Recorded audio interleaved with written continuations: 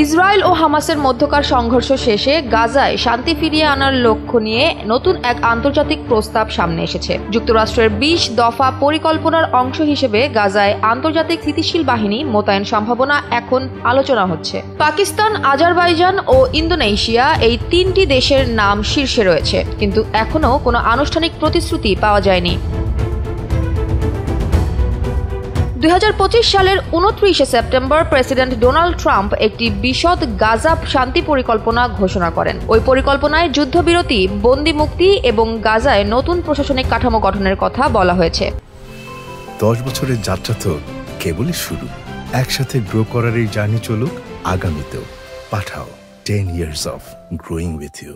পরিকল্পনার দ্বিতীয় ধাপে রয়েছে গাজা থেকে ইসরায়েলি সৈন্য প্রত্যাহার, হামাসের নিরস্ত্রীকরণ এবং বহুজাতিক বাহিনী মোতায়েন করে স্থানীয় পুলিশকে প্রশিক্ষণ দেওয়া। তবে পরিকল্পনাটি চালুর জন্য একটি স্পষ্ট আন্তর্জাতিক নির্দেশনা বা অনুমোদন প্রয়োজন। সাধারণত এ ধরনের উদ্যোগে জাতিসংঘ নিরাপত্তা পরিষদের অনুমোদনের পরই বিভিন্ন দেশ গঠনমূলকভাবে অংশ নিতে পারে।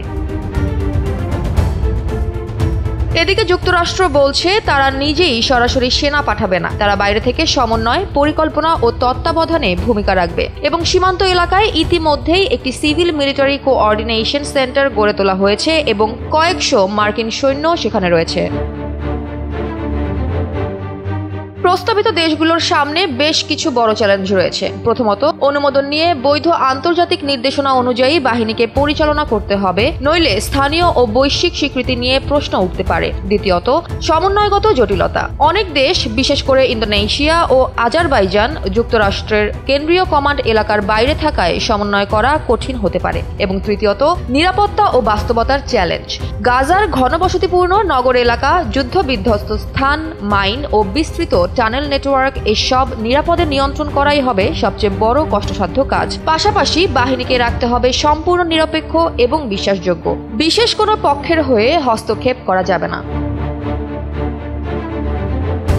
রাজনৈতিক স্বীকৃতিও বড় আরেকটি বাধা। হামাস ও ফিলিস্তিনি মহলে এই বাহিনীকে বাহ্যিক আগ্রাসন হিসেবে দেখার ভয় আছে, যা কার্যক্রম পরিচালনায় বড় প্রতিবন্ধকতা সৃষ্টি করতে পারে। আর অর্থ ও প্রশাসনিক দিক থেকেও প্রশ্ন দাঁড়ায়, প্রশিক্ষণ, সরঞ্জাম, লজিস্টিক ও টহলের ব্যয় কারা বহন করবে এবং প্রশাসনিকভাবে কিভাবে অংশীদারদের সাথে সমন্বয় করা হবে তা পরিষ্কার না হলে এই উদ্যোগ শুধুমাত্র কাগজেই থেমে যেতে পারে।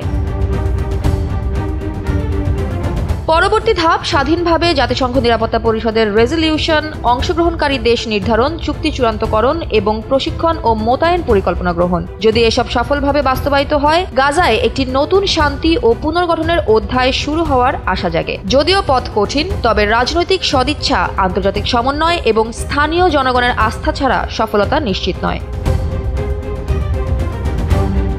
জয়া হাসান, NPB।